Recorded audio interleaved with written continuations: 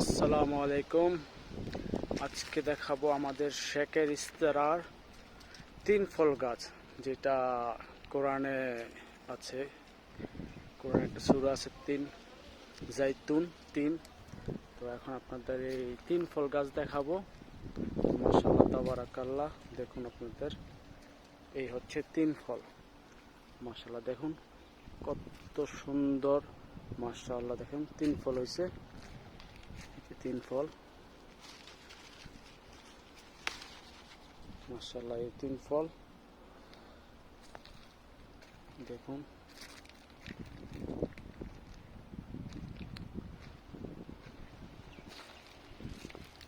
তিন ফল, তো এটা তিন ফল।